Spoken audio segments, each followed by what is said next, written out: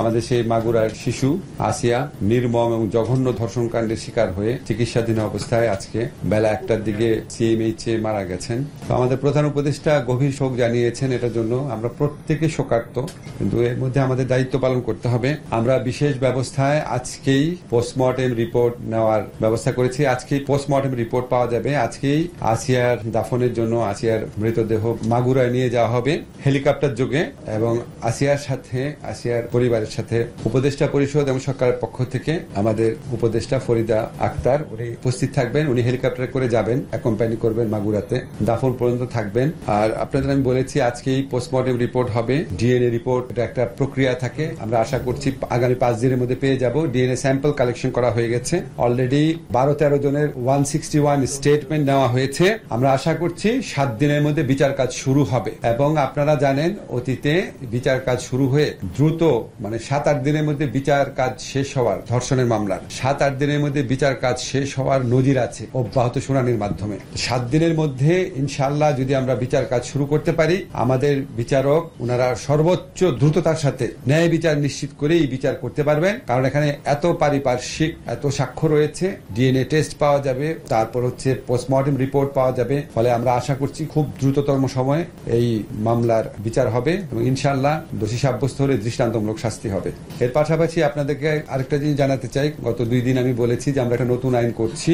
নতুন আইনের প্রাথমিক ড্রাফট হয়েছে। আপনারা জানেন অনেক স্টেক হোল্ডার আছে, ওনাদের সাথে কনসালটেশন করতে হয়। আমরা আশা করছি এই আগামী রোববার বা খুব দেরি হলে সোমবার, আশা করছি রোববারই আমরা নতুন আইন প্রণয়ন করে ফেলবো। নতুন আইনের বিধানগুলো সম্পর্কে আপনাদের বলেছি। সেটার সাথে একটা জিনিস শুধু অ্যাড করতে চাই, নারী ও শিশু নির্যাতন দমন আইনের অধীনে শুধুমাত্র শিশু ধর্ষণ ও বলাৎকারের ঘটনাগুলো দ্রুত উপযুক্ত বিচার নিশ্চিত করার জন্য আমরা স্পেশাল ট্রাইব্যুনাল গঠন করতে যাচ্ছি। ওই স্পেশাল ট্রাইব্যুনাল গঠনের বিধান থাকবে যে স্পেশাল ট্রাইব্যুনাল কাজ হবে শুধুমাত্র শিশু ধর্ষণ আর বলাৎকারের ঘটনার বিচার করা, যাতে এটা দ্রুত করা যায়, যাতে এখানে সর্বোচ্চ রাষ্ট্রের মনোযোগ দেওয়া যায়। এটা ছাড়া আপনাদের একটা বলার কিছু নাই।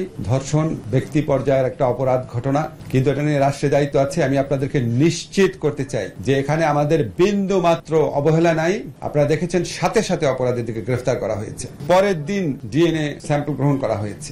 আজকে আমাদের এই মর্মান্তিক খবর পাওয়ার পর ডাক্তাররা সময় বাঁচানোর জন্য নিজেরা সিএমএইচে গিয়ে দ্রুততম সময়ে পোস্টমর্টেম করার সিদ্ধান্ত নিয়েছেন। আমরা আমাদের দায়িত্ব পালন করব। এই ধরনের জঘন্য ঘটনা ঘটে গেলে মানুষের মন দুঃখ বেদনায় ভরে উঠে। আমরাও মানুষ, আমাদের মন দুঃখ বেদনায় ভরে আছে। আমাদের কর্তব্য কর্মে কোন রকম অবহেলা হবে না। কিন্তু আপনাদের কাছে অনুরোধ, এই ইস্যুকে কেন্দ্র করে যারা দেশে নৈরাজ্য সৃষ্টি করতে চায়, আপনারা তাদের দিকে লক্ষ্য রাখবেন। আমরা এই ইস্যুকে কেন্দ্র করে কোন নৈরাজ্যকে আমরা বরদাস্ত করব না। আমাদের যদি কোনো ভুল ত্রুটি থাকে স্পেসিফিক্যালি বলবেন, অবশ্যই আমরা সেই ভুল ত্রুটির রেসপন্ড করব, জবাবদিহিতা নিশ্চিত করব। কিন্তু আপনাদেরকে আমরা নিশ্চিত করতে চাই এখন পর্যন্ত অন্তত এই ক্ষেত্রে আমাদের কোনো ভুল নাই, এবং ইনশাআল্লাহ আমরা চেষ্টা করব ভবিষ্যতে ভুল হলে ভুল কারেক্ট করার জন্য। গতকাল আপনাদেরকে একটা এক্সাম্পল আমরা বলেছি যে একটা শিশু ধর্ষণ মামলাতে একজনের যাবজ্জীবন কারাদণ্ড হয়েছিল, তাকে যখন হাইকোর্ট জামিন দিয়েছে, আমরা সরকারের পক্ষ থেকে, আইন মন্ত্রণালয়ের পক্ষ থেকে অ্যাটর্নি জেনারেল অফিসের মাধ্যমে আপিলের ডিভিশনে আবেদন করেছিলাম, তার জামিনটাও বাতিল হয়েছে। আমরা এই ক্ষেত্রে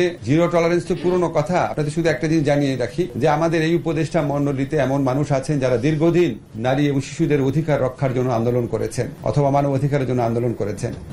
আপনারা যতটা বেদনার্ত হন, আমরা যদি উপদেষ্টা পরিষদে আমাদের যে আলোচনা হয়, তখন যদি আপনারা আমাদের বেদনা, কষ্ট, আমাদের ধর্ষকের প্রতি, ধর্ষণ কাজের প্রতি আমাদের তীব্র ঘৃণা ও রাগ, সেটা যদি আমি আপনাদের দেখাতে পারতাম, বুঝতে পারতেন যে আপনাদের সবার মতো আমরাও একইভাবে সংক্ষুব্ধ, একইভাবে মর্মাহত। এবং পার্থক্য হচ্ছে আমাদের যেহেতু ব্যবস্থা নেওয়ার স্কোপ রয়েছে, আমরা অবশ্যই সকল রকম ব্যবস্থা নিচ্ছি। আমাদের সবার মন খারাপ, অনেক কাজ আছে, আমরা সবাই মিলে এটার দিকে লক্ষ্য রাখি। শোনেন, সব বিচার রাষ্ট্র করতে পারে না, কিন্তু কিছু কিছু দৃষ্টান্ত স্থাপন করতে হয়। এখানে যে বর্বরতা, যে নির্মমতা, যে পাশবিকতা হয়েছে, এটা শুধু আসিয়ার বিচার না, এটা হচ্ছে আসিয়ার মতো পটেনশিয়াল যারা ভিকটিম হবে, যারা অতীতে ভিকটিম হয়েছে, তাদের সবার জন্য এটা একটা রক্ষা কবচ হিসেবে কাজ করে। একটা সমাজে একটা মেসেজ দিতে হয় মাঝে মাঝে যে রাষ্ট্র এগুলি জিনিস কোনোভাবেই ক্ষমা করবে না। এগুলি শুধু আসিয়ার বিরুদ্ধে অপরাধ না, এটা হচ্ছে আমাদের সমস্ত কালেকটিভ যে মনোজগৎ আছে, আমাদের যে কালেকটিভ কালচার আছে, আমাদের যে আত্মমর্যাদা বোধ আছে, এটার প্রতি অপরাধ, এবং এটার দৃষ্টান্তমূলক শাস্তি হবে ইনশাআল্লাহ।